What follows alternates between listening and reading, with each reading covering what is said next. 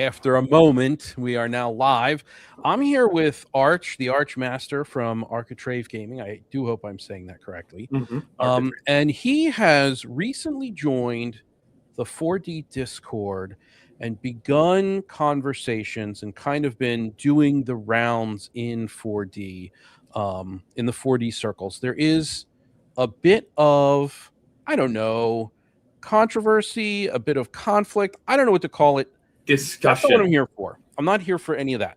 What I'm here for is there are specific ideas that you've communicated, specific vocabulary that you've communicated, and I thought it would be very interesting to, in good faith, kind of poke to see if there are holes, to see if there is any pushback that you'll allow, to see if there's maybe a new way to consider what your ideas are. I'm not overly concerned with bringing you around to my way of thinking. You can double down and triple down. I even told you this backstage. Totally fine with me. I just hope that we have an interesting conversation as a result of this meeting. So if you want to let people know, and I apologize, I put this together so quick. I don't have your YouTube link in the description. It will make it there after we're finished, and it goes up on YouTube. 100% will be there. If you want to send it to me, I'll put it in chat right now so that people know. Or no, you don't have to send it to me. Why don't you go ahead and introduce yourself? I'll grab it and I'll put it in chat. Thank you, Mr. Bacon. Such a gracious host. Hello, everyone. I'm the Archmaster. I run Architrave Gaming, and my among several things, my channel mission statement is pretty much to show people what I have found and what I consider to be the most fun you can have with your brain. Something that surpasses every other iteration of play we've had in the hobby over the last 50 years. We have, your war games at first, and someone's like, hey, what if instead of individual one-shots, what if we actually stringed all of our wargame sessions together to be a campaign? Whoa, mind blown, right? That was a big innovation. And then someone said, well, what if we played the individual characters? Role-playing, whoa, mind blown, right? And we kept going through these things over and over and over again. And now, for the few who know, there's 4D role-playing. Hey, what if we stay in character the whole time? This might make it more immersive. Whoa, mind blown, another cool thing. I think mine is the next one, where it's what I call the arch game. It is where you take... Mr. Bacon, I was just watching your video today on immersion that you released, like, I don't know, 9 months ago, something like that. And you were talking about, I think you mentioned like 4 different types of immersion. And I was like, yes, that is it. And someone in your chat asked you, is it possible to have all 4 types of immersion at once? And you said something like, well, that's an interesting concept. I don't know. I've never really thought about it. I'm like, that's me. I'm the one that says, yes, you can. You can have all 4 different types of immersion all at once, and you can achieve a state that is so enrapturing and so compelling and just otherworldly that when you're done with it, you're like, oh my goodness, I never want to leave that state, right? That state achieved through the Arch game is what I call the Arch dream, where you feel like you're dreaming, and not a lucid dream where you're aware and metagaming, but you feel totally immersed. That is what I'm selling on my channel. Okay. I want to go slowly and deliberately. So I'm going to start with immersion. Now, it's been a long time since that video. I have certain ideas have fallen in and out of favor with me. It's a constant battle to really try and think about these things critically and land on firm ground where I think the actual truth of the matter lies. I am not one for immersion theory. There's a wide variety of reasons for that, but I want to start there. So you say the most immersive type of game that you can have. And I want to know exactly what you mean when you use the term immersion. So let's just start there. We'll start there. Would you please start first, though, and tell me what immersion theory is? Because I was caught off guard with what bleed meant, because it had a meaning that I didn't know. I also got caught off with GNS a while ago, and then okay. So immersion theory, it is a general idea. I looked into it enough to know that wasn't something that I was interested in getting into.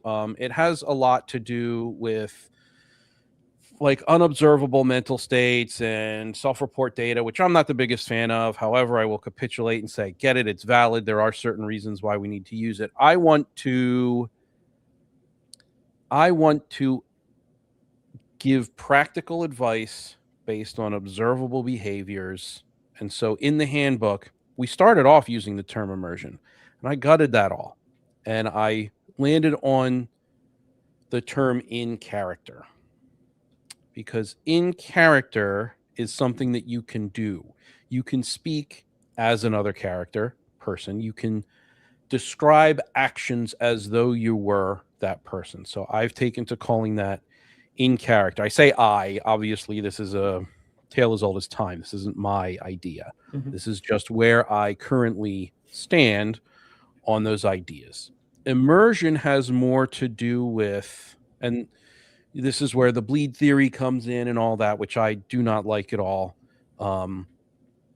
As you can see in my video, bleed is bad. And it's a Gordon Gekko joke, and I don't know if it landed, but it landed for me, and that's all that matters. So it involves the, I guess, like quick and dirty version, the actual assumption of another persona that is not you. And I'm not, barring any like identity dissociative disorders, not to make light, I'm not making light. I don't think that that is what happens when we play role-playing games or when we play another role. And I can justify that through, there's Goffman and there's Fine and there's frame theory and all that stuff. But I want to know what you mean by immersion. So it doesn't matter what immersion theory means. Right. It matters how you define the word, because you're the one using it. Yeah, that was my curiosity, though, because he kept saying, I don't like immersion theory. I'm like, what is that, Bacon? Yeah, what is it? What is it? I get it. Okay. And it's not like I'm not currently, I don't currently hold that as, like, there are others who do like it, who do hold that as, their firm understanding. I just don't currently do that. So I'm not knocking anyone publicly. I just don't stand there at the moment. I understand. All right. What I mean by immersion, I think in character is a really good way to describe one of the four types of immersion that I purport, right? It is well, I'll get to it eventually. So one of the types of immersion is character immersion, in character immersion. Okay. That's the fourth type, by the way.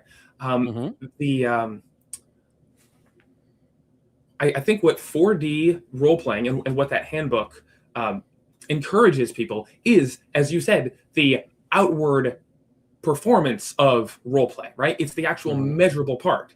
It's the part where you can sit in a game and other people can tell if you're doing it or not, right? You cannot actually tell if someone else is immersed, right? There's no way to tell that. So what's the point in even writing a book? Unless they tell you. Unless you ask them a question and they tell you, you can't tell from looking at them. And they may not even know if they're immersed or not, because if you've never tasted strawberry, you don't know it's strawberry. You can't tell if that's strawberry or not, right? Sure. And so it's totally nebulous. So therefore, it makes total sense that you made a handbook about something that could be observable and could be graded rather than a nebulous thing, right? So more power. Well, it's also instructional. Just to stop you there for a moment, it's also instructional, and in having written or co-written an instructional handbook, it's necessary that you are able to tell people how to do the things or how to attempt to produce the results. I'm not saying you're going to nail it every time. I'm not even saying that the things that are in the handbook will get you there. Sometimes they don't, right? It's just going to depend on a lot of different factors, but it is very much a doing sort of writing, which is why it's written in that way.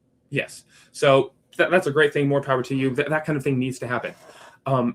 Where I come in, as you know, the Architrave gaming and whatnot, is that I think, although the outward performance is well and good, I think it leaves something out. It leaves a hollow center.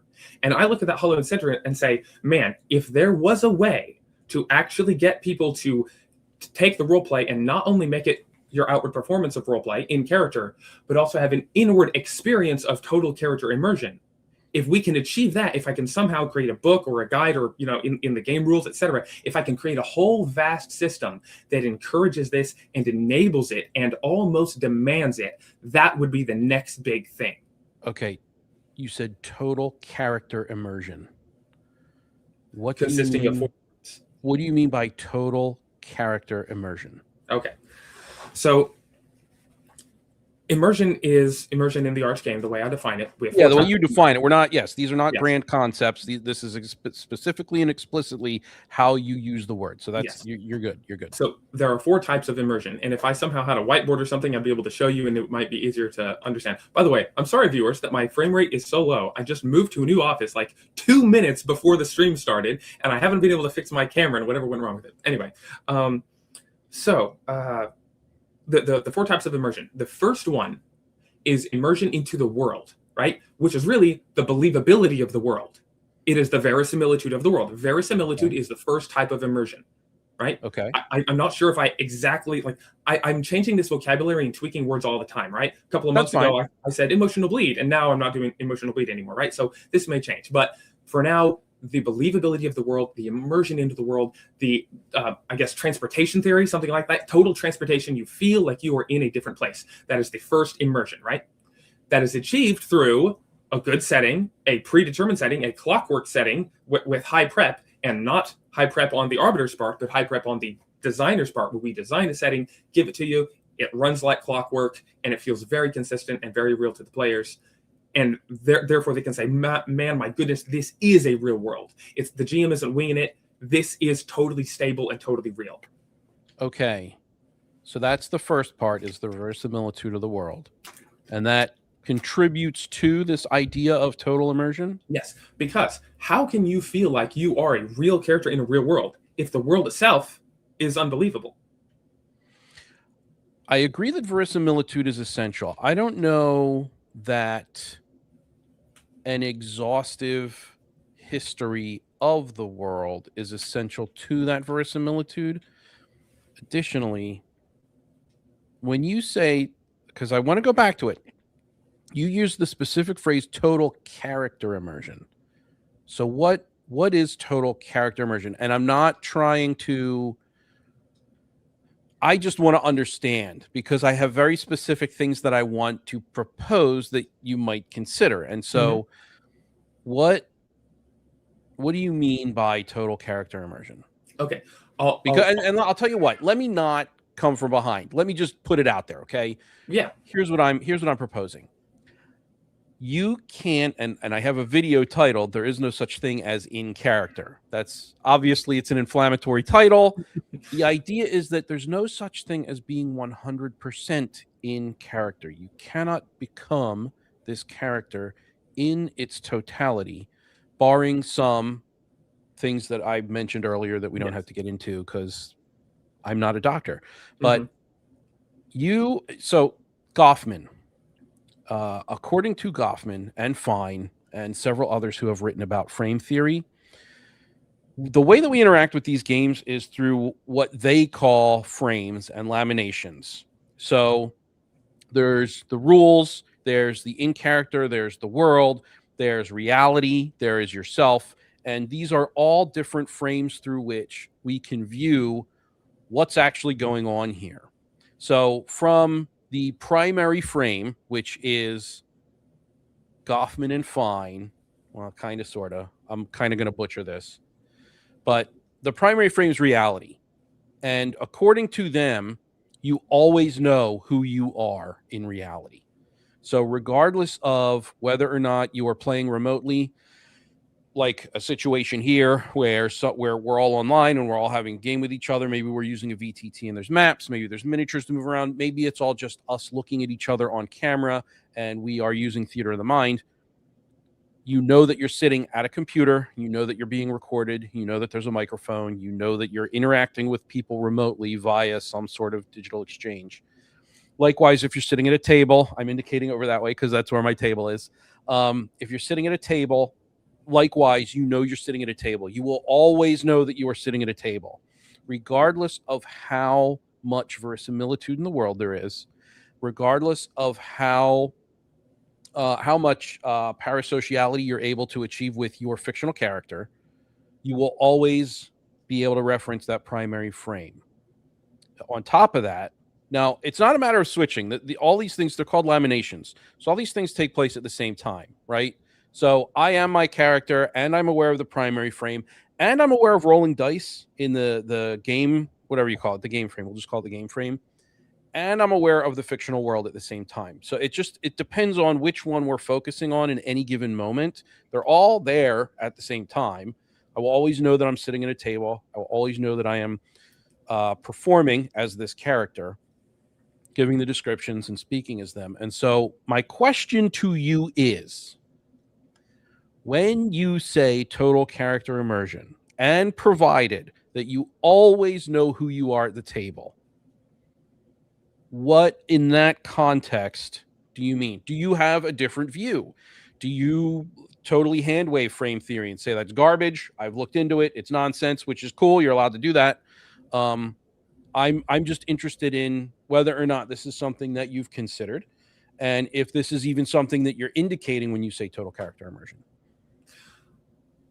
I really like the way you think, Bacon. I like the way you articulate something. To me, I can see the entire idea, and you go through it step by step, and you render the entire thing, and I see exactly what you mean. I really like this. Okay.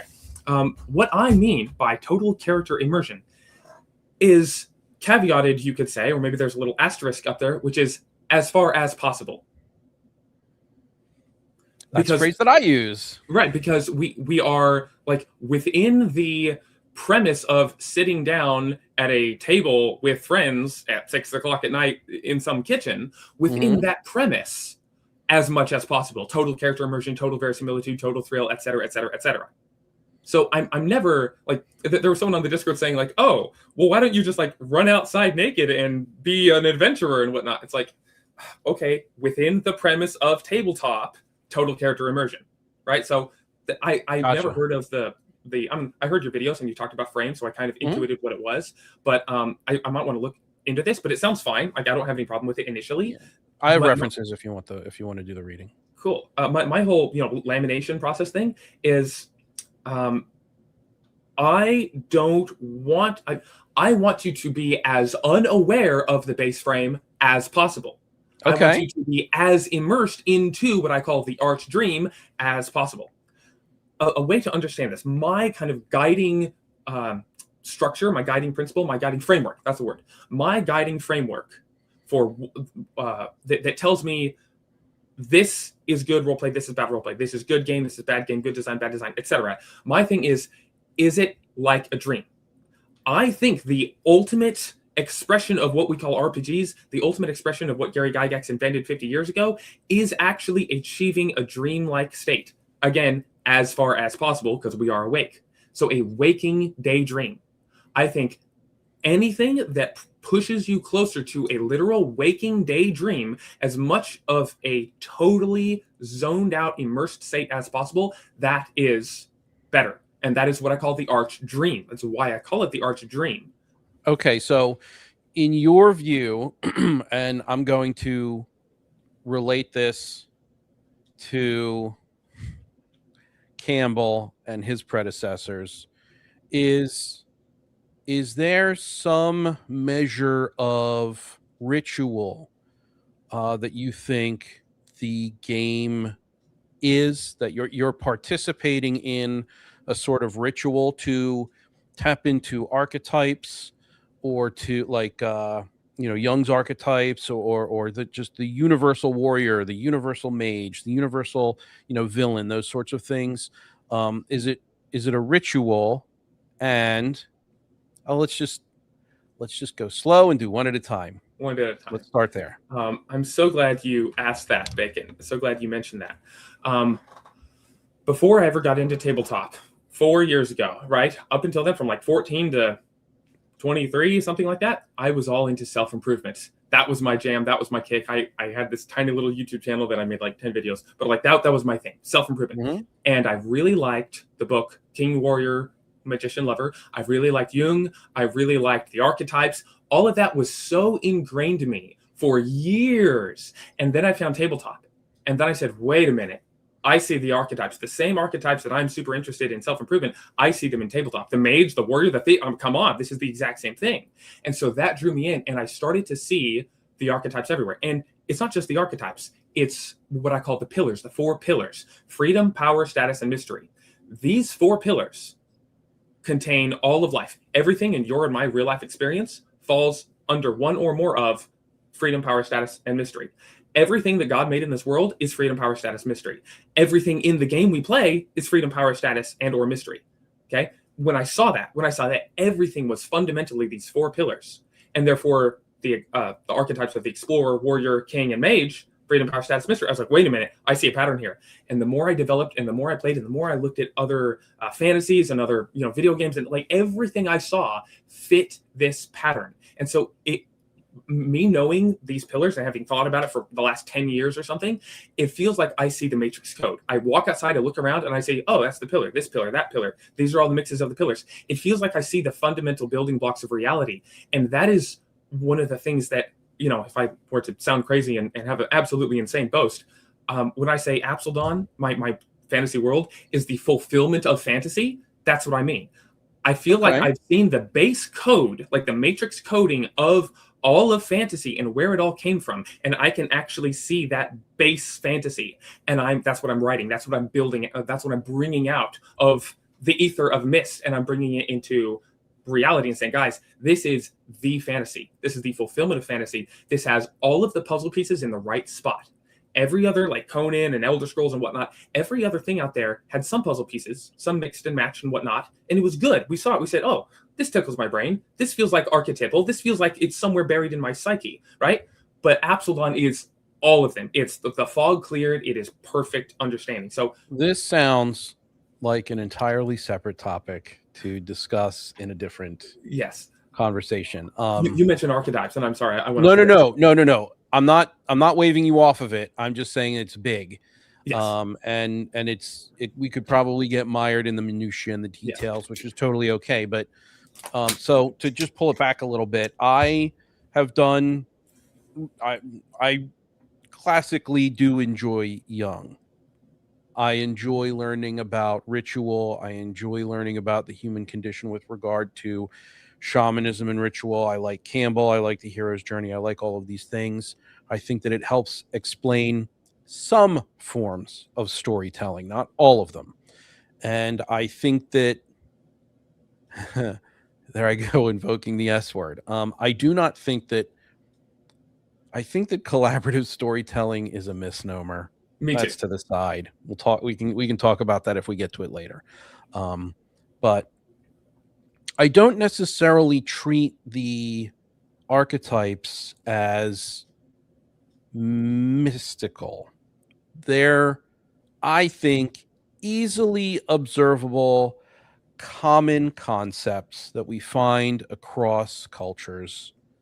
But I don't think they're mystical. I don't think that we're drawing from some ethereal space in order to implement those across those specific cultures. I think there is a commonality to the human experience wherein we arrive there. That's just me. Yes, Mark Ryan Hagen did make some games with Jungian themes. He made some great games with Jungian themes. Oh, there's a chat. I totally forgot about the chat. So I guess where to go from here? So you say that as much as possible within the context of the role-playing game, you want people to be in character. First of all, I think role-playing game is also a misnomer, along with collaborative storytelling game. But yes, the activity at the table, within the context of sitting at a table, rolling dice, narrating, etc., what I would more rightly call an imagination game. Yes, within the imagination game, as much as possible. So what significance do all of the tactile elements hold as far as dice or character sheets, statistics, all of the mathematics? Additionally, how is what you've proposed here, and I'm kind of cheating when I ask this because I helped write the book on it, how is the in character as much as possible different from what we've communicated in the 4D handbook? Because we have effectively used that exact same phrase. I mean, it's a little different. We say we want to be in character as frequently as possible, and we want to stay in character for as long as possible. So that's the phrase that we use in the book. And based on this exchange, it seems that's a common ground that we hold. Absolutely. So I want to know where then you begin to differ from that type of play in your concept of the arch dream or arch there was another term that you were using too, the arch game. Like I want to know where the differentiation begins and how severe it is, how close to it, I'll shut up and let you answer because I think I've given you enough. Okay. Appreciate that. Okay.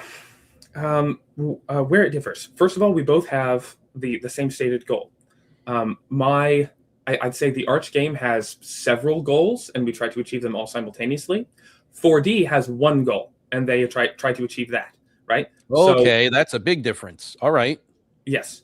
So total character immersion is, sorry, not total character immersion. Being in character as frequently as possible and staying in character for as long as possible is part of what I would call the fourth type of immersion, the fourth quadrant, and one of the 4 objectives of my game. Okay. So we agree, but I also focus on other things. Okay, what are the other things then? Okay, well, here's a question. Go ahead. I shouldn't do that to you. I'm sorry. No, you're good. You're good. Do you want me to talk about all the other things, or do you want to talk about how within this fourth thing how we differ? Oh, if there are differences within that thing, then yeah, go ahead. Okay, cool. This is mostly what I've been talking about on the server. That I think the Arch game gets you in character better than 4D does. Because that's a claim that you're going to have to quantify. Exactly. And all right. So a few things. This goes back to what I was saying previously, where 4D, the community, appears to mostly focus on the outward actions. Like, are you in character, like physically, verbally, etc.? Do you perform in character? My focus is on the inward experience of being in character, meaning thinking in character. And I think that out of, like, as Jesus said, out of the heart, out of the mouth flows what is in the heart, right? So I say, if you can get immersed internally first, the external will follow. But if you only have the external immersion, but your heart, your mind is not immersed, your external immersion is dead, right? Faith without, or works without faith is dead, kind of thing. Okay. It just works. I have questions. Faith. It's just performance, but it's not really being immersed. Gotcha. So, how do you specifically, and how do you expect others to achieve that, what you're calling internal immersion, and is it observable? I'm going to cut to the chase and say it's probably not observable. You would have to ask someone, and then they would have to tell you. So that's all self-report data, which is fine. But how do you do it, and how do you expect others to do it? Yeah, exactly. What Adam Dawson is saying. What are some ways that we can get the heart right? So what is the performance ethic? And I'm using that phrase with very specific intent. What's the performance ethic behind what you're describing? I appreciate your specificity, Bacon. I love specificity. It's been too long since I've spoken to someone who used stringent specificity.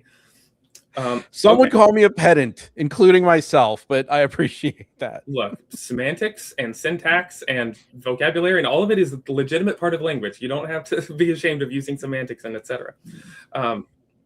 Okay.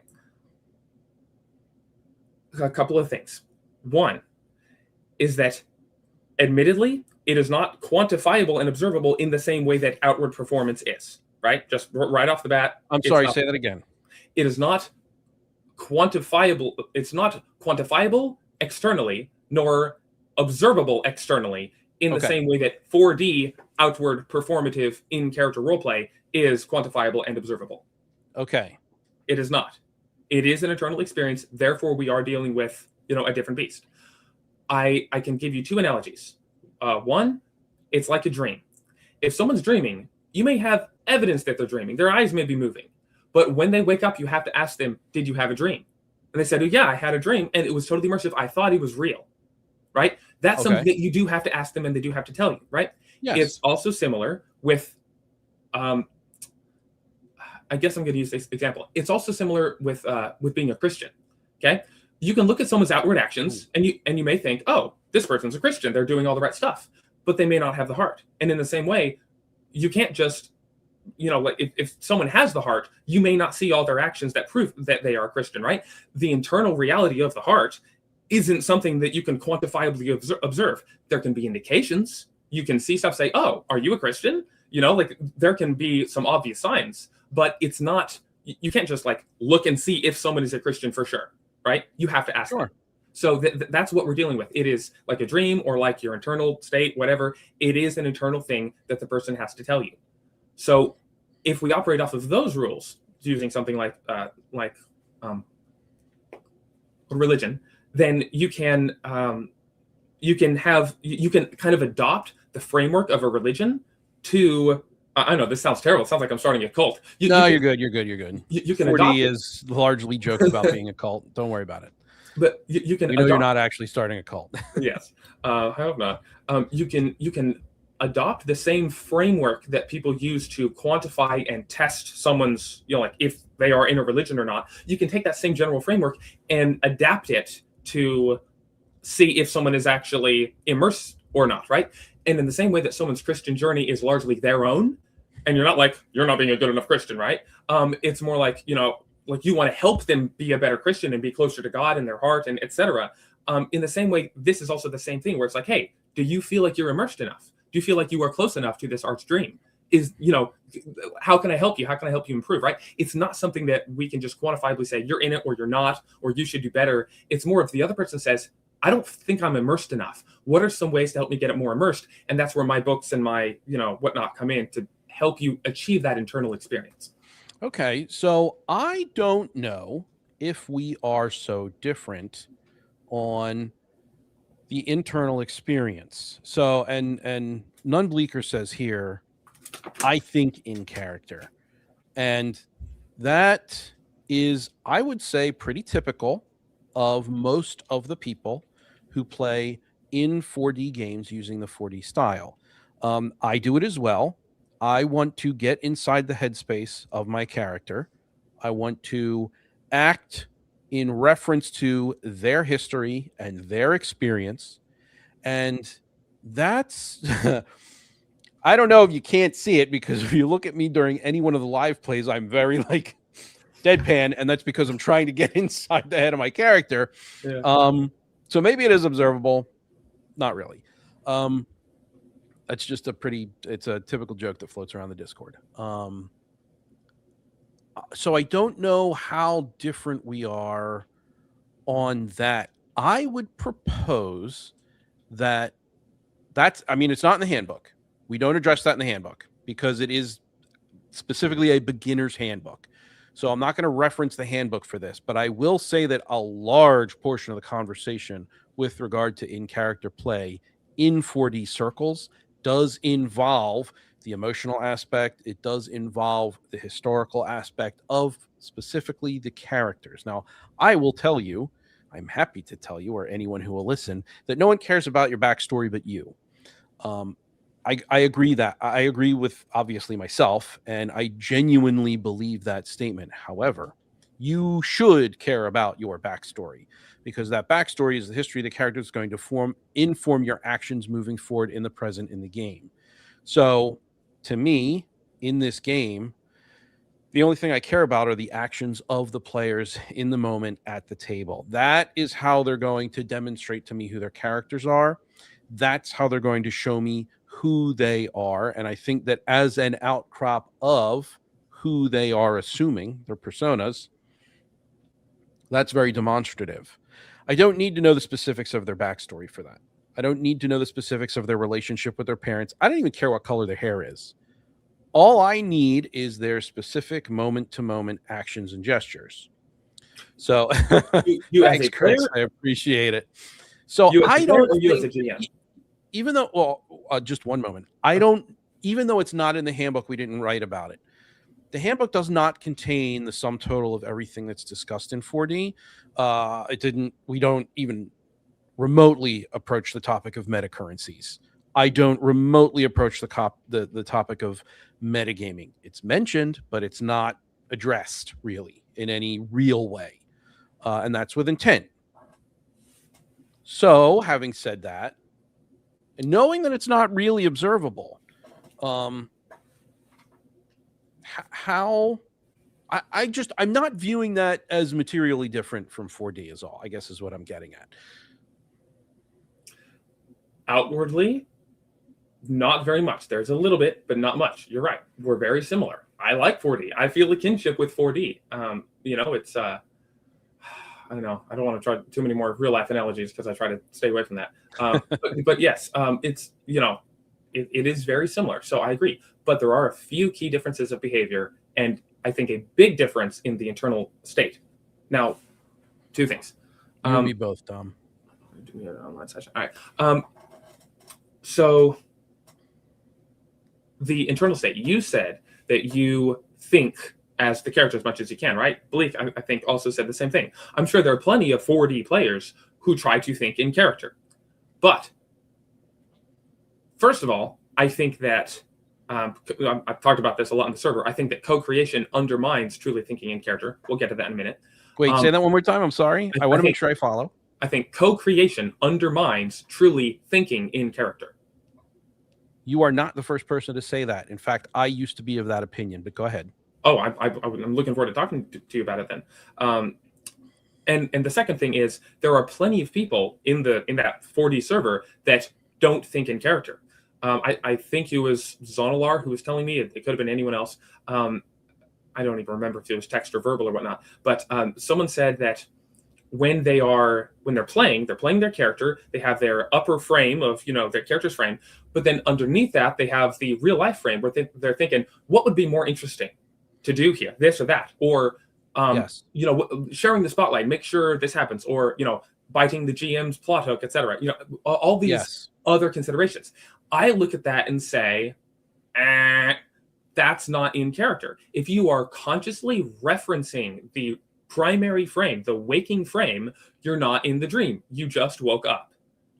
Okay, that's going to be that's going to be something that I specifically am going to rebuff, because in my view, you cannot separate, and it's not really positional. So it's not like the primary frame isn't below or above.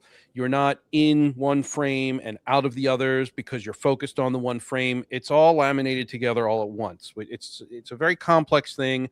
I do not do a good job describing it, but you're always aware that you are yourself in the real world playing a game. You can't separate yourself from that, in my view. It's the last time I'm going to say in my view.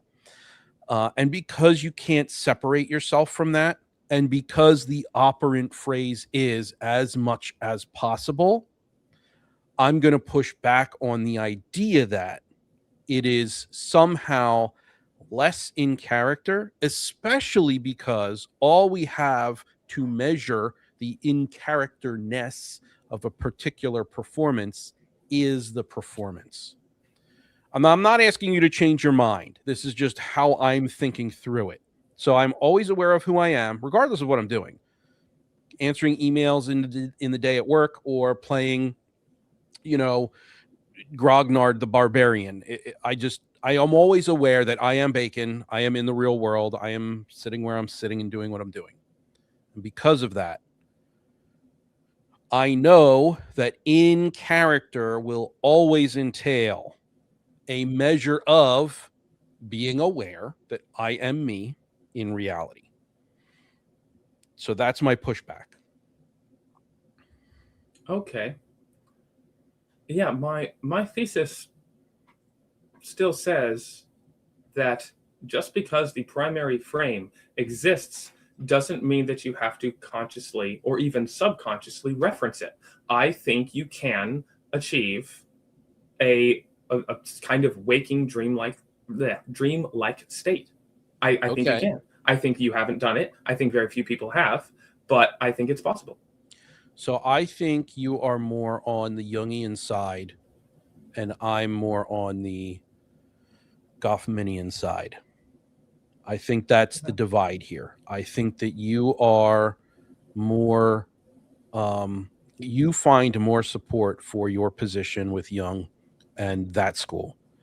And I find more support with Goffman and Fine and Cover and all those individuals on my side. My side. That You're side. You don't have to qualify all your statements. Yeah, I'm not pitting us against one another. It's just a perspective. And Yeah. I find it interesting. And I think that now that we're kind of putting a finer point on where we're coming from, it's going to be a lot easier for me to understand where, like, your direction and your support. Cool. So yeah, fight. Big old fight. That's what this channel's all about. It's nothing but Hey, Zarian. TTRPG blood sports. Nice to see you. I don't know, Space Roadie. Who would make a game that simulates a dreamlike state? That would be weird. Afterlife, available now on drivethrough.com. So glad you dropped in, Space Roadie. Wonderful to see you here, man. All right. So, do you want to get back to how we differ in that fourth quadrant, that in-character roleplay thing? Please do. If Okay, that's cool. if that's where you want to go, you have the floor, man. Cool. Take it And where by you the want. way, I'm happy to go as long as you want. I can go another 3 hours, just so you know. So I cannot. This was planned for about an hour. I can probably stick it out for just a little bit longer after that. But we'll see. We'll see where it goes. yeah, like you call it. I won't. And this doesn't have to be the only time you're on. If you got more to That'd be say, great. obviously we can just schedule more time. That'd be wonderful. Awesome. Okay. All right. Oh, hold on. I'm getting praise here. Mike and I are getting praise. I wanted to highlight that. Thank you very much, Chris. I specifically asked him for feedback on the handbook, so I'm very pleased to see that. Cool. So apologies. Go ahead. You're fine, man. I'm on your show. You run the show. All right. We will. I do want to get to this, the co-creation discussion. So that's in the back of my head. We will get there, but you have the floor. That's kind of where we're going right now. That's the whole fourth quadrant thing where we differ. So the fourth quadrant is the fourth, which means it needs the other three to follow, right? You can't achieve the fourth without the other three. So I've only mentioned the first. I don't have to mention the verisimilitude. I guess we can go through quickly. The second quadrant is immersion type 2, which is the flow state, right? What Mihai Csikszentmihalyi talked about, flow state. Good pronunciation. It killed me to hear him say Csikszentmihalyi. I'm like, yeah. Anyway, so it is the total focused attention on the activity itself, and I add to that danger, thrill, right? You're focused not because it's just so fun. You're focused because there's danger and there's thrill, there's threat, and the I think the mechanics of the game, having a mechanically robust system that is not rules light, actually enhances the flow state, this type 2 immersion, being immersed into the activity itself. If there's not enough meat on the system, if there's not enough to grab into, you can't really be in the flow state because it's too there's not enough to grab onto, right? I don't know if I necessarily agree with that, but we can let that go for now. Yeah. Please continue. Okay. The third quadrant is what I used to call emotional bleed after a viewer set me up for failure because now Bacon's like, how dare you? Right. So I'm not going to use that anymore. But I think, it's only today that I decided not to use this, so I haven't settled on a new term. No, that's okay. You don't have to have a term for it. Just describe what it is. But for now, I think I call it role filling. That might be the thing in this third quadrant where, again, this is more nebulous. It is the relationships, the emotional connection, the empathetic connection, etc., with the other players, and experiencing the emotions of your character. So instead of, I mentioned this in the last stream. I think I mentioned it in the Discord chat. There was I was watching BLG talk about being a cleric and whatnot, and he was talking about role playing. I think it was Nick, and he was saying, "Oh yeah, I'm going in and I see all these monsters, and I think, well, I'm a cleric and I'm scared, but I'm also, a cleric of, this god and whatnot. So, what's my decision here? Do I fight them? Do I run? It's like, my cleric side wins out. I got to go fight them, right?" I looked at that and I said, No, that's not enough. You're thinking about what the character feels. You're not feeling it. That is role playing. You are playing the role. You're deciding, he probably feels afraid right now, but you don't feel afraid. That's not enough for me. I want immersion into the emotions. Type 3 emotion. I used to call it emotional bleed. Now I can call it transportation theory or whatnot. But it is the empathetic, sympathetic, etc. It is the experience of the emotions of the character. Sure. So you feel fear because you are invested in the world. You're invested in your character. You have put so much time and effort into this thing. It feels like you. It feels like if you die, you are losing your life. You are losing something you put so much effort into, and you are actually afraid to lose this. So I'm going to propose that fear is a bad example, but I get what you're saying. If your character is invested in the survival of a particular NPC or another character, if they have someone in their backstory that they are emotionally entangled with in any kind of positive or negative way, you want the player to feel those sympathetic emotions through a parasocial connection. And I don't think any of that disagrees with 4D. Again, not something that we approach in the handbook because it's for beginners and we leave out all the heavy stuff intentionally. But I don't think there's really, like, you could talk to most of us and I think, like, we would definitely say, or most of us would say, that the emotional weight of any given situation or relationship within the imagined world is beneficial. It's just is beneficial to playing the role. A more full experience, a more full immersion. Yes. However, is it necessary to play the arch game? That's a big question. Whether or not it is necessary, big question. And I don't know if we really need to answer that question. You may want to, and you may, and that's fine. I don't know if we need to. The question really is necessary for what? Necessary to live? Like, no, you only need breathing. Necessary to play the game. Necessary to perform in a role-playing game. To role-play, it's not necessary to role-play, no. It is necessary to play the arch game and achieve the arch dream, though, which is a different goal. Okay. Like, I'm very aware that I am promoting one specific game to play. I think there's a difference between a system and a game, right? I totally admit that I'm supporting one specific style of play, you could call it, or what I call a game, that is all by itself over here, and it has its own requirements. And its requirements are much more stringent than if you simply wanted to role play or play an adventure game or a board game or anything else, right? None of these other activities require all the things that are required to play the arch game and achieve the arch dream. Okay. That may be different from 4D. It's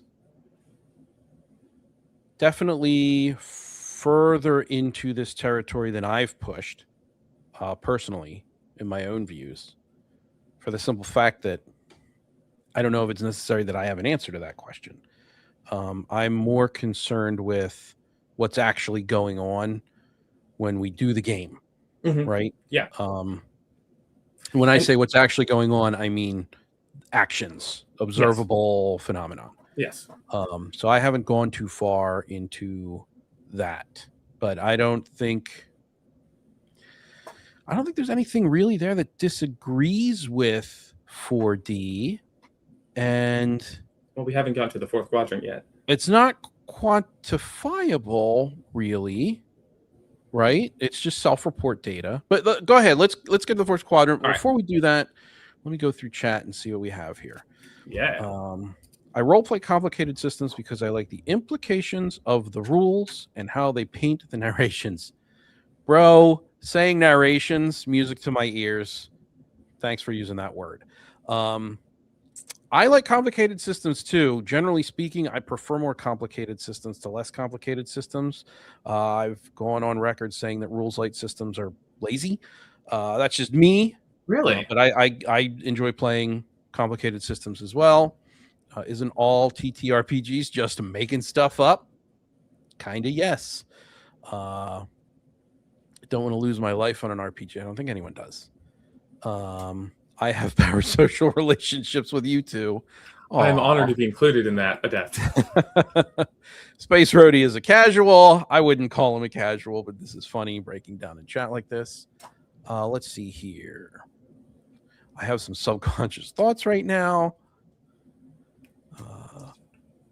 Definitely different. 40 is happy to be taken piecemeal. I agree with that 100%. I agree with that 100%. But as Zarian said, is it really 4D it's 4D if it's being really taken piecemeal? 4D if less than all the principles are being used. I mean, is the car a car if it doesn't have wheels? You're asking me to make a normative statement, and I'm going to just dodge it because I don't think that that's helpful. I don't necessarily want to be in the position of qualifying other people's games. The reason, or at least one of the reasons that Mike and I wrote the handbook was because, 40 is a meme. Absolutely.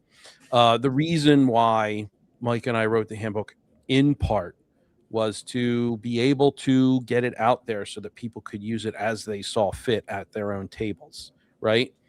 So if they're using concepts in the 4D, the name of the book is the Beginner's 4D Handbook. If they're using those concepts, then, I guess it's probably going to cause some, delusion. And I get that. It's going to dilute the term, not delusion as in, delusions of grandeur. And I get that. I get that that's going to happen.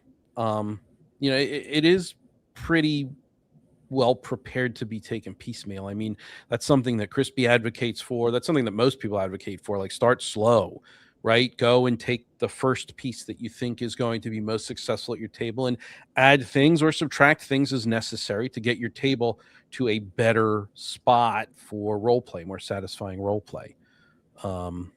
That's something Crispy just talked about with Duke and his wife about, taking everything slow. Oh, yes, absolutely.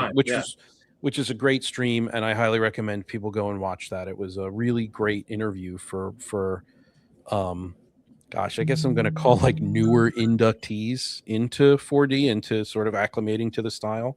Daryl says some people in real life aren't emotionally invested in their own true lives, or given certain contexts will compartmentalize their emotions. That's absolutely true. And I that's... You kind of want to avoid making blanket statements because there's always the exception, right? This is life. Newer cult members. Yes, exactly. So let's continue into the fourth. And I imagine this is where we're going to hit on co-creation. Yes. And this is probably something I'm going to push back on. So spoiler alert. I think you already kind of did, and then we're circling back to it. Okay, so just to recap, first quadrant, full immersion into the world. That requires a robust world, etc. Second quadrant, immersion into the activity called the flow state. That requires a decent chunky system, the rules being played straight consistently, Alexander McCree style. Third quadrant, immersion into the emotions, feeling the emotions. Again, I don't have a new name for this yet, but I guess you could call it role feeling rather than role playing. You feel the emotions. And then the fourth quadrant is one that requires all the rest, but is present with all of the rest as well. It's more like a quadrant that runs underneath the other quadrants, and it touches all of them. It supports all of them. It's present in all of the other quadrants, right? This fourth one is character immersion type 4, right? This is the one that I have just been calling immersion, but we can call it character immersion if you want. Immersion into the mind of the character. So again, I'm in the world, I'm in the activity, I'm in the emotions. Now I'm in the mind of the character. I'm in who they are mentally, right? I guess we could call it mental immersion instead of character immersion to be more specific, okay? I'm mentally in the mind of the character, right? Yes, actually, that's a really good thing. Mental immersion. This is it. It's not just character, it's mental immersion, right? This is where I think that role play actually exists because in my opinion, there are two basic types of role playing. There is over-the-top role-playing or shallow role-playing, whatever you want to call it. And then there is immersive role-playing, okay? With the over-the-top role-playing is when you're consciously thinking about a character separate from you. I am playing Conan. Conan has these motivations. What would Conan do in this situation? He would likely choose this option. Conan chooses this option. He walks up, swings his sword, right? Or I walk up, swing my sword as Conan, right? You have thought about the character separate from yourself. You are which I would argue is always the case. But go ahead, continue.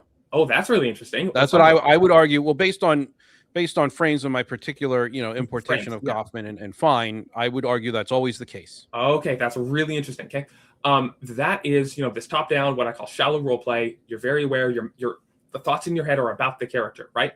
Then there is immersive role play, right? I think this is something that that BLG talks about a lot. I won't speak for them. I say that immersive role play is when you think not about the character, but you think the character's thoughts from inside their head, from a first-person perspective. You are not thinking, what does Conan do? You are thinking, I am Conan. What do I do?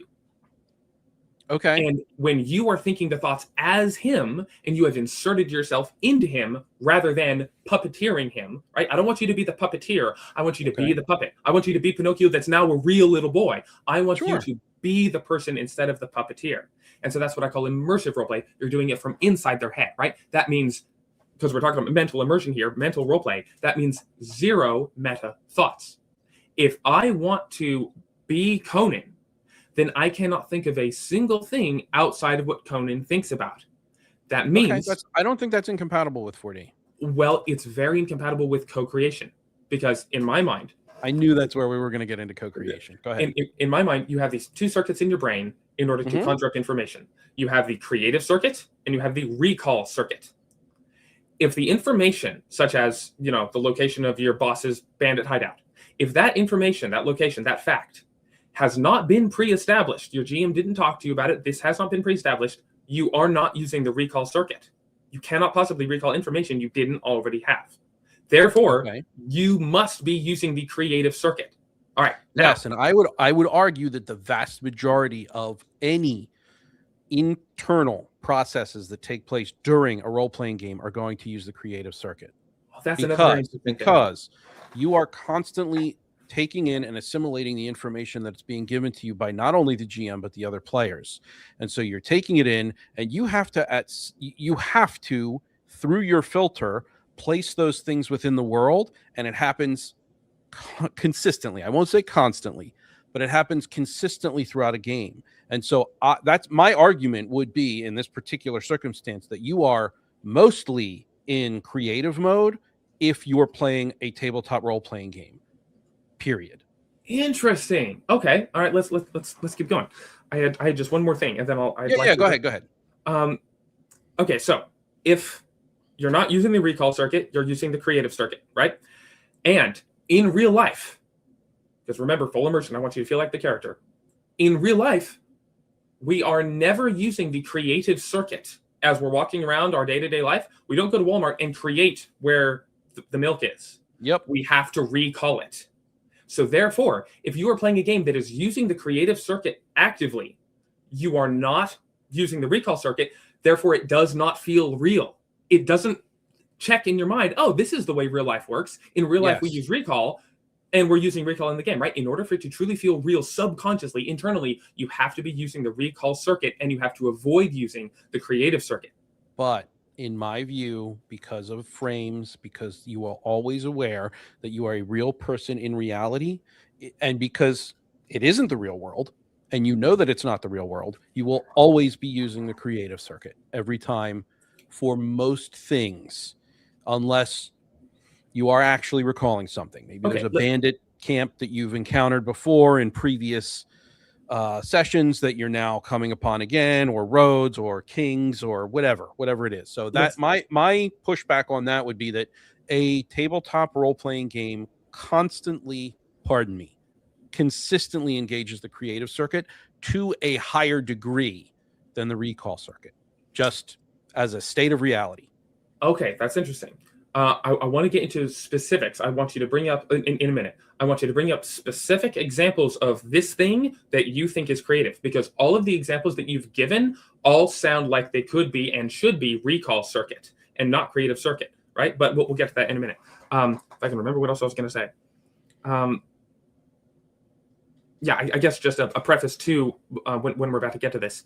The whole, you said it's creative circuit unless it's recalling previous information like the bandit, the king, the road, the weather. It's like, shouldn't that be the entire game experience? Shouldn't it be like, shouldn't you already know that you live in a kingdom and this is the king and you're a human and you're in a forest and there's a road to the north? Shouldn't you know this stuff? Shouldn't this all be recall?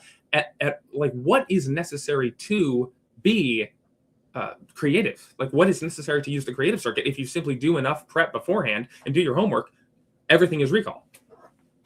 Everything is not recall, though, because that initial prep, whether or not it's in or out of game, requires the use of the creative circuit. So everything in the game has to filter through the creative circuit first. And while some things can be relied upon using the recall circuit, things that you prep beforehand, things that are done in the moment in any given situation while you are generating the world around you is going to, beyond the shadow of any doubt, use the creative circuit first. As people are role-playing and telling you where their characters stand, where they move, that they move the flap from in front of the tent to walk in, the color of the tent, whether or not the GM has described anything to you, you are going to have to take that information that they're describing and place it cognitively in your vision of the imagined space. That is recall. Always going to, no, that's creation. I would say that's recall. They're speaking it, but you have to place it in your version of the imagined world. So they created it, you received it, and you now recall it. You have to create it first. No, they create it because they gave you detail. The arbiter sits there. They tell you. Intent. They tell you that it's there. Yes. But that's not the same thing as creation. Recall takes place within your own mind for something that's already in your own mind. In order for their idea to be placed in your specific and personal mind, you have to create it there first. And this is evidenced by the fact that I can tell you that in front of me, in front of my character right now, who's sitting on a couch in front of a television with a coffee table, I guarantee you our coffee tables are going to be different. I had to create my version of the coffee table.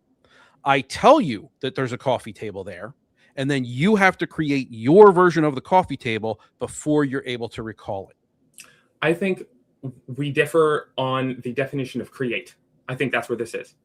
So I would say that if I tell you gray elephant in the savannah, that image is already in your mind, automatically gray elephant in the savannah.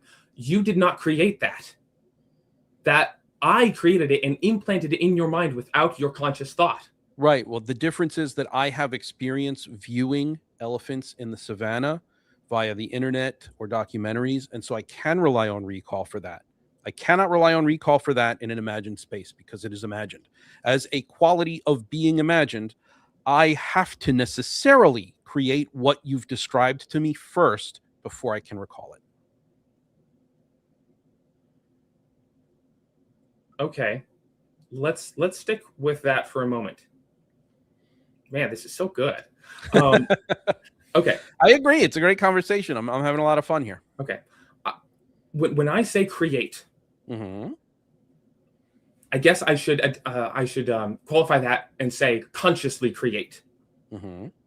So when I say, Arnold Schwarzenegger Conan, and an image pops up in your mind, I wouldn't say that's the creation circuit.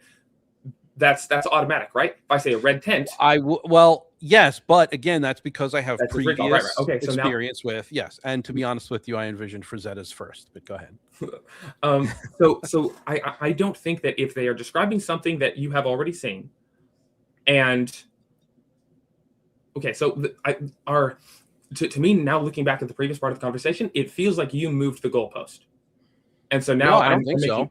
Well, that's I'll explain it. It feels like I'm making two arguments, and I want to back up and start over. Yeah, sure. Let's get very specific and very, very focused. So, you said something like, I think that it is innate and a constant activity in the role playing game to use the creative circuit, right? To use the creative circuit.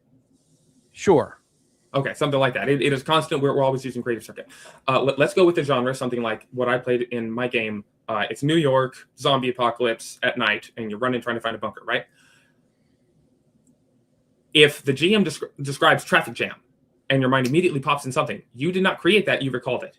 If you have some experience in your past where you know what a traffic jam looks like. If he says New York at night, you recalled it.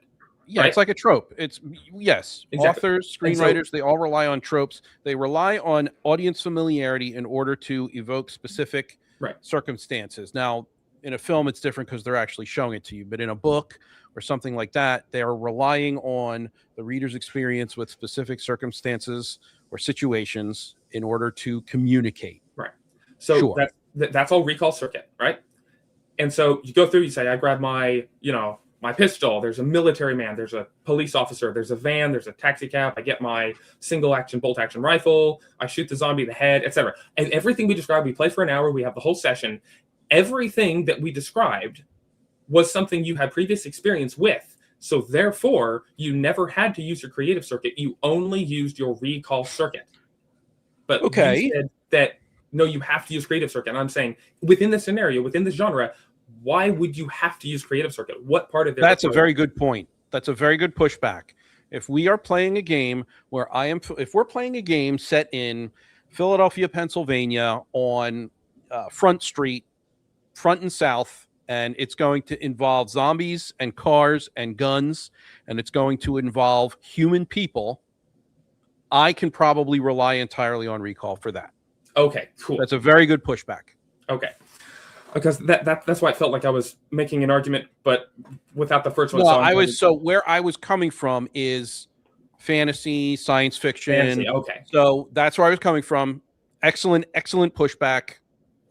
We got there. So now we're more specific with in fantasy, in something that you cannot rely on your recall circuit for, you must create it, right? Dragons, yes, exactly. All the rest. Well, even then, but even with even that. Then, even then, and let me revise what I just said. There are going to be games where you can rely on recall far more than creativity. But this is going to get into Plato's allegory of the cave. My coffee table is still going to be different from your coffee table. So it's, I think, a little bit more complicated. And then we can also get into like executive tasks, task switching, switching costs, and all that kind of stuff. As long as you're unified in the executive task, the higher order executive task, and you have broken everything down from there into subtasks, you can reach that executive task regardless of the frame you're acting through. Dice rolling will help you get into character more. Actually describing character action will get you. So like, we can do this in a way that demonstrates 4D can get there. It might not get there using the same vocabulary, and it maybe gets there a little bit out of order, but I can use creativity as a subtask to serve the higher order task or the executive task of remaining in character or achieving in character immersion, as you call it. And when I use creativity as a subtask to serve that higher order task, then it will aid me in achieving the higher order task, which means the switching cost is lowered, and you can reduce it to virtually zero based on the literature. I don't think it's ever really truly zero, but it's not like some people have this idea of switching costs where you roll the dice, and once you have to roll the dice, that's it. You're out of character because you're not, you're using something tactile. But I disagree with that. It's not correct because it's a lamination. So I can be in character and in reality and using the game mechanics, the physical tactile dice, to then interpret through the rest of those frames in service of a higher order task. And task switching is actually nominalized in some cases. So like, I don't necessarily think that creating versus recall, as long as they're both in service to the same higher order executive task, is really going to cause a verisimilitude or an in-character breakdown. it can actually serve to get you there, because you know rolling those dice is the swing of a sword. And as you roll those dice, you can, because you're still in the character frame, you're just keyed into the game frame and rolling the dice. So like I just don't think that there's a difficulty getting there in 4D, especially when we invoke these sorts of cognitive ideas. Okay. I don't. And again, this is not an attempt to bring you over to my way of thinking. I'm just presenting the ideas as I currently hold them. Right. I don't remember everything you said. It feels like we morphed from one topic to another. And so we kind of did. I introduced a new concept. I introduced tasks, which is a cognitive hierarchical way of organizing actions that you perform. Part of that would be engaging creation or engaging recall. And as long as creation or recall are in service to that higher order executive task, that being remaining in character or remaining immersed in the world, then both of them will service in character play. And so long as they are treated as subtasks to the higher order executive task, then you're not truly in character. I mean, it's still there, but you can nominalize it. It won't be as severe. It's not like answering an email at work and then moving back to writing, like doing a math problem on a pen and paper. It's a completely different type of switch. Yeah, you're not leaving the character behind to do this. The character right. stays, you still and have to retain the character. Exactly. Right. Exactly. So and that's my pushback. Again, not something that you have to accept. That's just my justification. Okay, well that thing, specifically about the dice rolling and having multiple tasks at the same time, I completely agree with. That's not a pushback. I totally agree. Cool. My difference is something that we talked about earlier. So it feels like the topic we've moved to something that I actually agree with, like the fact that you can have multiple tasks and you can roll the dice at the table and swing the sword and tell the GM 17 damage, and that is all still in character, in immersion. I totally agree. Cool. Let's go back to the whole idea of between creation and recall. Okay. Yep. The table. Okay. You said. Okay, well, that the whole you can play a game using just recall if the genre and everything is not using just, but relying on to a greater degree. I think that's more specific language. So I can play a role-playing game where I am familiar enough with the city of Philadelphia, especially the area surrounding Front and South, and I can use that prior experience and knowledge in reality to recall that in the moment while we're playing a game, as long as it's set on Front and South in Philadelphia. Okay. And then you said something like, it's harder to do that when we're doing dragons or whatnot. Right. Because I did start to say that, but then I brought it back to the coffee table, because even though we both have experience with coffee tables, our coffee tables are going to be different. And that is evidence of engaging creativity. When you tell me there's a coffee table there in front of you, I have to engage creativity to put the specific coffee table there. So I have experience with coffee tables, right? And maybe coffee table's a bad example because we all have experience with coffee tables. That's what I'm trying to get at.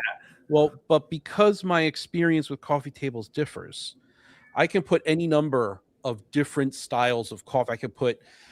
I can put a single posted Italian marble coffee table that is a cloverleaf design in the middle of the room. I can put a 4-legged wooden short coffee table over to the side. Like, there are different places I can put it. There are different materials I can make it out of. And all of that will engage, to some degree, creativity. Okay. If I'm allowed to speak. Yeah, go ahead. Okay. So I would say that if you tell me there's a coffee table in front of you and you give no more information than that, I'm going to recall a coffee table that I have seen and put it there. That is the recall circuit. That is not the creative circuit. All of the examples you just mentioned about this table I've seen, this table I've seen, this table I've seen, those are all tables you have seen. That is all examples of recalling. You have given me no examples of actually creating anything. Place it in the world, though. Placing it in the world is not creativity. That is placement. Creating something is fabrication. It's new. Placing something you've already seen is just imagination. You're just moving it from one spot to another. I'll tell you what. In this moment, I'll concede the point. I'm not doing it to be capitulatory. I'm doing it because I don't know enough about the topic to be able to definitively state one way or the other. I know what I think, but I'm now questioning what I think regarding the topic. So I need to further familiarize myself with it. So to avoid getting stuck on it, I will grant this. Okay, cool. It is recall. Continue forward. I'd like to go further. You mentioned fantasy. If we're doing dragons, if we're doing XYZ, well, you have experience with dragons. If I say a red dragon with a large belly breathing in fire, spewing it at you, you are recalling what that looks like. You are not creating it. You are recalling it and placing it in whatever just the location I've described for you. This is all recall. And here's my proof of this. If I were to say a great Eliadu descended down from the Colin Arch and set down upon the Arcanial Spligsleen, you would have no idea what I'm talking about. You are not engaged in the act of creativity. You are not using the creative circuit. You're lost. Only if you already have something to draw on, if I say a dragon, a house, a castle, etc., that is the only time you're able to imagine anything. All imagination relies on recall. I don't think you're using your creative circuit. Even if I do something like a genre that you like, one that's not in real life, you still have enough experience with it that you're still recalling what a dragon looks like. Okay. I'm going to ask you a deadly question. Please don't take it that way. Do you have any sources to support this? Not because I'm asking you to validate yourself, but because I want to edify my own self and understanding. You don't have to give it to me now. You can give it to me later. I would like to read more about this. I have not read this. This isn't any source I pull from. This is just me thinking about it. This is just what I found a logical conclusion. That's all. Okay. Gotcha. Yes. I've no source. I have no appeal to authority. This is just, to me, if you think about it long enough, it becomes self-evident in my experience. Gotcha. So I just said something like all imagination relies on recall, right? But yet we started this thing with me saying you should only use recall and not use the creative circuit, right? So am I contradicting myself? Well, no. I think that all, imagination, everything we're doing, like a blind person doesn't really have a lot to imagine on. They're not creating anything. They have to rely on recall, and they have no information, so they just can't imagine anything. So everything does rely on a certain amount of recall, but I think the recall is spoiled, and things feel unreal when you consciously alter something, when you consciously use a creative circuit. And so this is what I mean by creative, okay? You take something that is not told you in the session, you recall it from some other thing, like the player in my vetted session, he already knew what a gang boss was and what a gang hideout was and what New York was, right? He already had this information in his head. And so he recalled that information, right? So, all good there. But then he used his creative circuit and he added it to the world. Okay, now hold on, because that's exactly what I was saying was taking place with the coffee table. And now all of a sudden it seems different. Okay, I'm so glad you mentioned that. There's a difference between, this is the big thing. This is the crux, okay? He added it to the world voluntarily, volitionally, of his own accord. Okay. But if I'm your GM and I describe there's a gray elephant in the savannah, I volitionally put that in your head. You did not have to decide to think of it. You couldn't help but think of it. I fail to see how that is materially different with regard to placement within the world. Again, I am not well read on this topic, and this might be something I just need to go just shut up bacon and go read it, which is totally cool. I'm happy to shut up and go read something. But sitting here, it doesn't, to me, seem, with regard specifically to placement within the world, it doesn't seem materially different to me. Okay. You seem like you read a lot. Do you have a PhD or something? No, I do not have a PhD. Well, you certainly read a lot. Okay. No, I don't have a PhD. I do like to know things, though. Yeah, for me, it's all audio. I said at the top of the conversation, I am a pedant, so this is an outcrop of that. So we're really getting down to the why here, this crux of it, okay? It's about being voluntary. It is about your conscious, volitional, voluntary, purposeful, etc. addition to the world. Speaking of breakfast, perfect. Breakfast is always better with bacon. Okay, so Hey, he said the thing. Go ahead. So yes, if I am doing the work for you and I'm downloading the information into your brain, I'm saying red tent in the savannah, gray elephant tied up, with chains around his ankles in the background, right? I say all this stuff, and you cannot help but imagine it. I have done the work for you. I have done the creation for you. You are like, it's not even the recall circuit. It's the instant recall circuit. It's I'm implanting it into your brain right now. You don't even have to really use one or the other. It's just there. And then so let's take after this, you start to use recall. Let's take this back a little bit and say I am very familiar with, I'm going to bring up the old 4D standby of driftwood. I have seen driftwood on a beach before. I have seen several pieces of driftwood in multiple places on the beach before, including in the water and up closer to the street level parking lots and whatnot. So I want to know how me creating a piece of driftwood in the world is somehow creation and not recall. Is it just teetering on the GM having said so? Because here's why I find that to be not materially significantly different. Other players are telling me things like that all the time. They're telling me where they're moving, what color things are, whether or not they pick up a phone or a pen or lay their head on a pillow. And now it becomes incumbent upon me to incorporate those elements into my imagination and where they are in the world.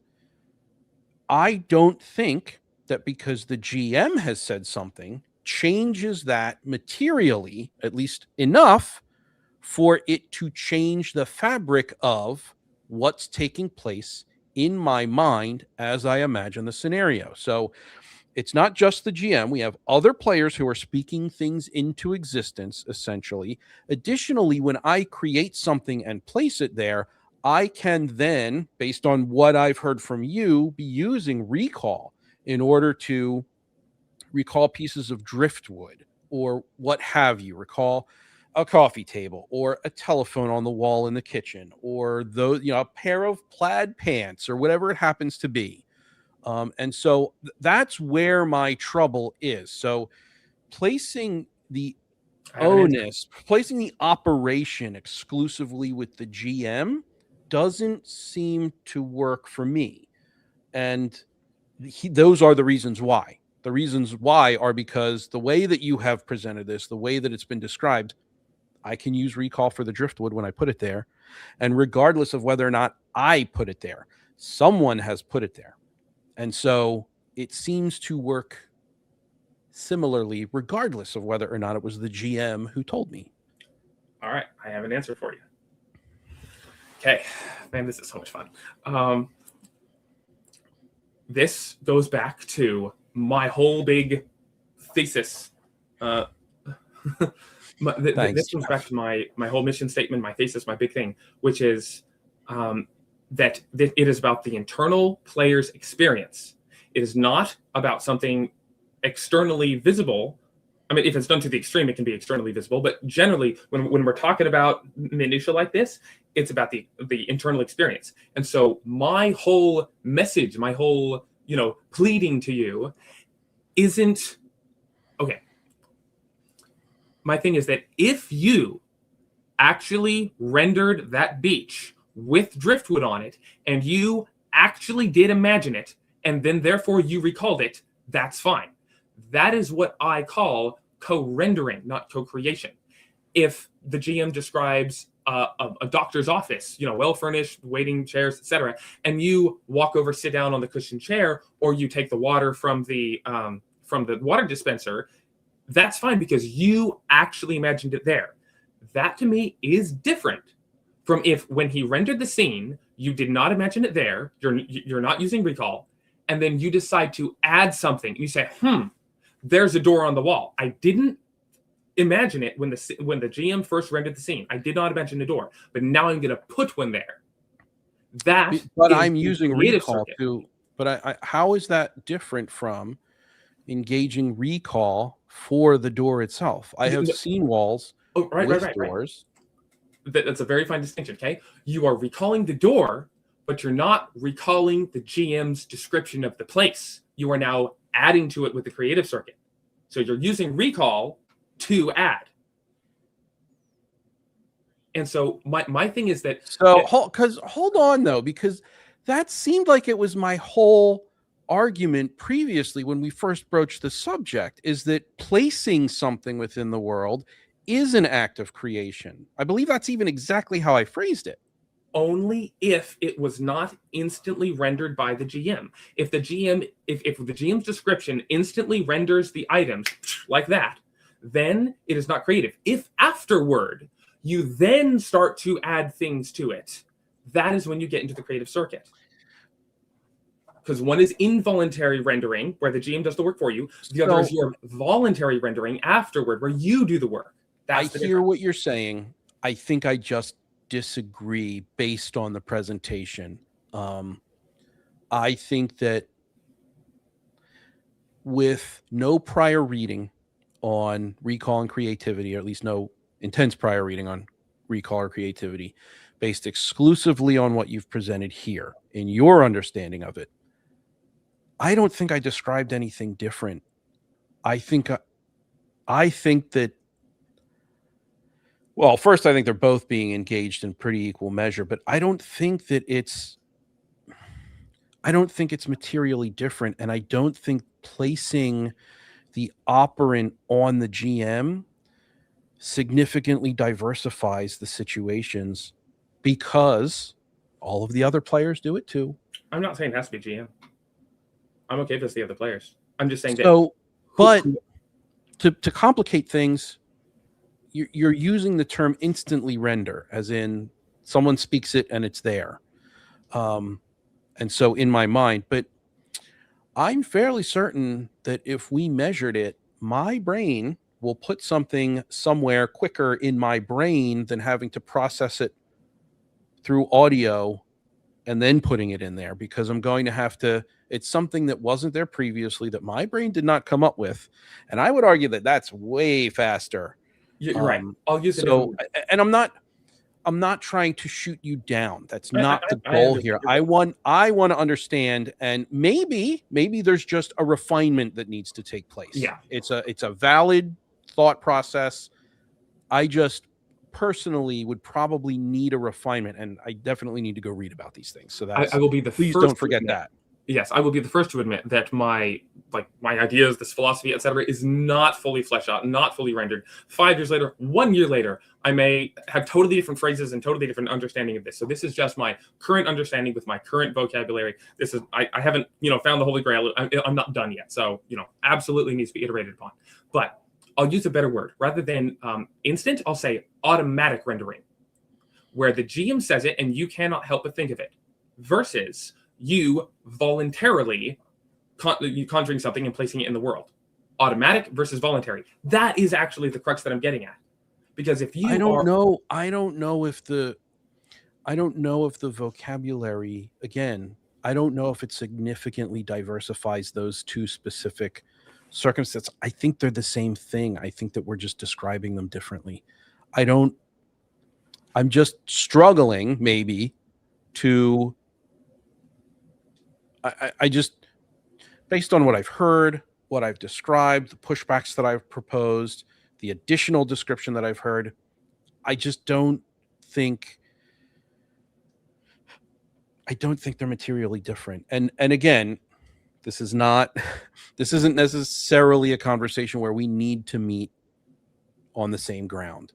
You can have your ideas and I can have mine, and we can separate and still be friends and be, again, and I said that at the top of the conversation.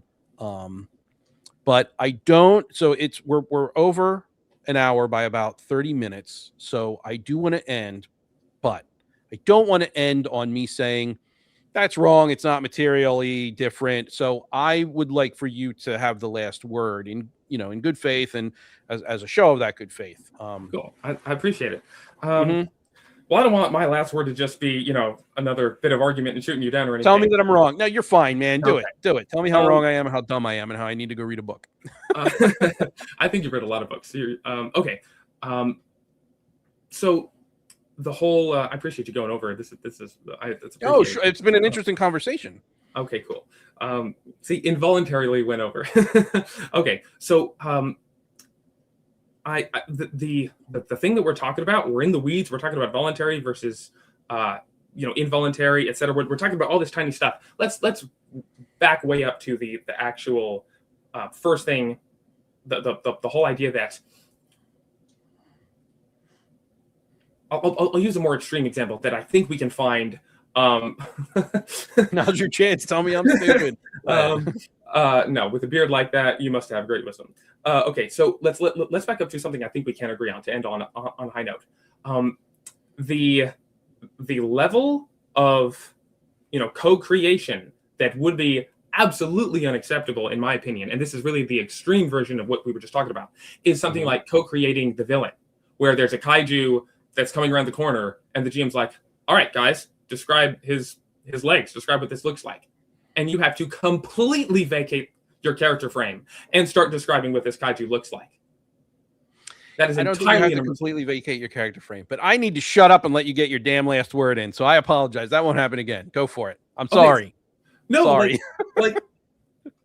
I want to hear, bacon. You don't think that you have to completely 80%, 50%, I don't care. You have to significantly vacate your character frame to then start describing the kaiju comes around the corner and he has black scales on his arms, etc. Like, these are not words coming out of your character's mouth. You might need to rekey to a different frame, but I don't think you have to exit the character frame in order to, because that's not really how it works. But that's just okay. I'm butchering it, and I'm not providing a good enough understanding. If we're using the term key, then that's fine. That might be a better word. And you can say focus too. You refocus. Yes, I do agree that there is some sort of refocusing that needs refocusing. So my whole thing, my whole big thesis, the takeaway, come to Architrave Gaming channel if you want to hear more about this, if you want to learn how to do this, is I want your key, your focus, to always be on the character frame as much as humanly possible. Considering the limitations of a tabletop, dice, etc. I want you to always be in that frame. Even something like a player, he said, I pull out my phone and look, and I see the headline, and I see that it says no signal.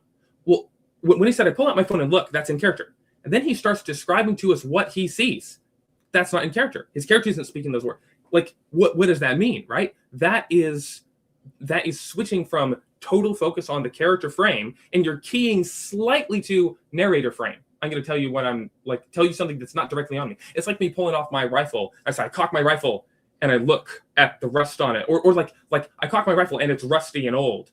It's like, now I'm describing the world instead of describing my actions, right? I think even if it's a minor key away, my whole thing is let's focus on the character frame as much as possible and leave the rest to the pre-rendered world. That's an excellent final statement, and I was able to shut my mouth the whole way through. So I think we can end there. And even in that final statement, there's a lot there to unpack and talk about. I'd love to have you back. I loved this conversation. I thought it was great. You're an excellent conversationalist. You're very confident in your view, and I find that it makes discussing things easier because you have a very confident way of stating things. Thank you so much, everyone who was here and participated. Thank you to Arch for being willing to be put in the hot seat like this. Because I told you up front, it's like, I want to poke, so that's what I'm going to do. I feel like I did that effectively. I feel like you defended effectively. We're not on the same page, but that's okay. We don't have to be. And I very much enjoyed this. Well, awesome. I'm glad. I'd love to have you back. And you're going to be on Friday on Zonalar's stream, I believe, on Insight Check. I think it's called Insight Check, right? Or Insight Roll or something like that. I am terrible. I should have gotten the name right. I apologize to Zonalar. It is Insight Roleplay. Insight Roleplay. That's it. Okay, great. Well, we'll see you then. I think he has other people on as well on Friday, but I'm looking forward to it. And I will not thank you, everyone. I'm a guest. Yes. And I will put the link to your stream. I believe I still have it copied because I didn't copy anything else. No, that's not it. I did copy something else. All right. So I'll put the link to your channel in the description once this goes up on YouTube. Thank you all. I deeply appreciate it, and I'll Thank- see you all in the Discord. Thank you, Bacon, very much for hosting me. I had a blast. Thank you so much. It was an honor to finally talk to you. Of course. Y'all Take care.